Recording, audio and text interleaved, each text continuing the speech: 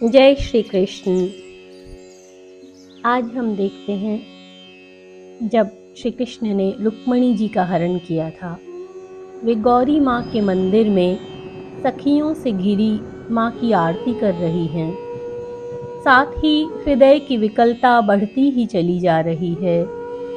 जैसे जैसे आरती पूरी होने की तरफ जा रही है, अश्रुधार के साथ साथ धड़कनों की गति भी बढ़ रही है और आरती भी पूरी हुई।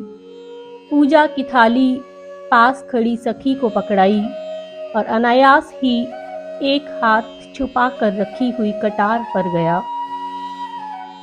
सखी बोली, हो सकता है कुलगुरु सही समय पर पहुंच ना पाए हों, हो सकता है द्वारिकाधीश आ रहे हों, किंतु राह में कोई बाधा आ गई हो। द्वारिका से विदर्भ तक का रास्ता भी कोई कम तो नहीं है। रुक्मणी जी धरती की ओर देखती हुई बोलती हैं, चाहे कारण कुछ भी रहा हो, लेकिन मेरे पास जीवन से मृत्यु तक का रास्ता तय करने के अतिरिक्त और कोई विकल्प नहीं रह जाएगा। दूसरी सखी बोली, धैर्य रखो राजकुमारी, जिनके गुणों पर तुम रीझी हो वे अपने गुण भी दर्शाएंगे ही। एक यही तो आसरा रह गया है। मैं नहीं जानती कुलगुरु समय पर पहुंच सके हैं या नहीं, बल्कि पहुंचे भी हैं या नहीं। मैं नहीं जानती द्वारिकेश मुझे अपनाना भी चाहते हैं या नहीं। मैं नहीं जानती उन्हें मेरी प्रीत की खबर भी है या नहीं। मैं नहीं जानती मुझ नगण्य के लिए वे द्वारिका से विदर्भ तक आने का कष्ट उठाना भी चाहेंगे या नहीं। मैं नहीं जानती वे विदर्भ से शत्रुता मोल लेना उचित समझेंगे या नहीं। बस कर रुक्मणी, तू स्वयं ही बता, उनके लिए प्रेम प्रथम है या राजनीति। रुक्मणी जी कुछ आंखों में चमक लिए, इसी आस पर तो सांसें चल रही हैं री अब तक, पर सच एक एक पल युगों की तरह जा रहा है, बहुत भारी हो गया है। मैं उस घटना के होने की प्रतीक्षा कर रही हूँ जिसका पता भी नहीं कि वह होगी भी या नहीं। वे मेरी तरह खाली बैठे थोड़े ही हैं, बहुत काम होते होंगे उन्हें। कहते कहते रुक्मणी जी चुप हो गईं, प्रार्थना मौन हो गई। भारी कदमों से चलते चलते वे बाहर तक आ गईं। मन ही मन कह रही हैं, अब बस नाथ, अब और ना तड़पाओ।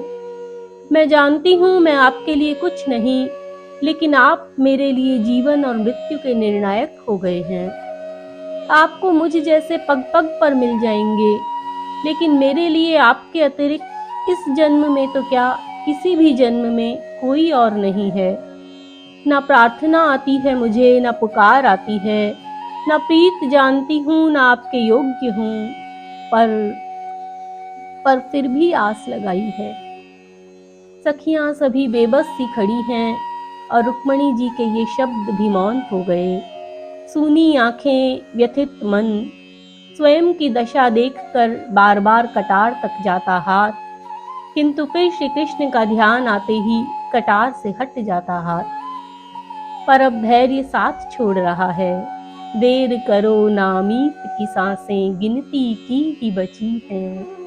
देर करो नामीत की सांसें गिनती की ही बची हैं।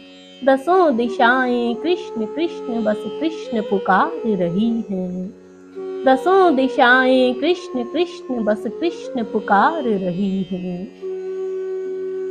और तभी विद्युत गति से एक रथ पास आकर रुका। कब आया, कब आकर रुका, किसी को कुछ समझ नहीं आया। रथ के साथ उड़ रही धूल के कारण एक बार को तो समझ में ही नहीं आ सका किसी को कि हुआ क्या। क्या कोई बवंडर आया है, कोई आंधी का झोंका है। श्री कृष्ण रथ से ही एक हाथ रुक्मणी जी की तरफ बढ़ाकर, आओ देवी, स्वागत है, मैं द्वारिकाधीश कृष्ण तुम्हें लेने आया हूँ। उस उड़ती धूल में से कुछ धुंधली सी छवि दिखाई पड़ने लगी, कुछ धीरे धीरे साफ होने लगी। लहराता पीतांबर जिसे कसकर बांधा हुआ है, बलशाली भुजा का आगे बढ़ा हुआ सांवरा सा हाथ, कि मर ही ना जाए कोई यदि उसकी ओर बढ़ जाए ये हाथ तो। अद्भुत भुवन मोहिनी मुस्कुराहट लिए चेहरा, थोड़ा मुड़ा सा आगे बढ़ा हुआ एक पैर जो दृढ़ता से रथ पर जमा हुआ है, दूसरे हाथ से रथ की लगाम थामे हुए हैं। हाय, समझ ही ना आए रुक्मणी जी को कि क्या करूं, क्या सच में ही आ गए ये।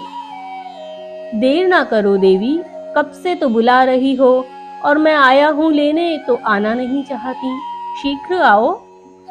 रुक्मणी जी ने हाथ बढ़ा दिया और श्री कृष्ण ने उसे थाम लिया, जीवन भर के लिए नहीं, सदा सदा के लिए। खींच कर रथ पर चढ़ा लिया और घोषणा की, मैं वसुदेव नंदन द्वारिका नरेश कृष्ण विदर्भ की राजकुमारी रुक्मणी का हरण करता हूँ। यदि किसी को आपत्ति हो तो अपनी भुजाओं के बल को आजमाने आ जाए मुझसे टक्कर लेने। और वे ले चले रथ को उसी विद्युत गति से। अब जाकर सैनिकों को होश हुआ कि यह क्या हो गया। सखियां जैसे जड़ सी हो गईं और अपने भाग्य की सराहना करने लगीं कि कृष्ण के दर्शन का सौभाग्य मिला। बोलो कृष्ण प्रिया रुक्मणी जी की जय। बोलो द्वारिकाधीश श्री कृष्ण की जय।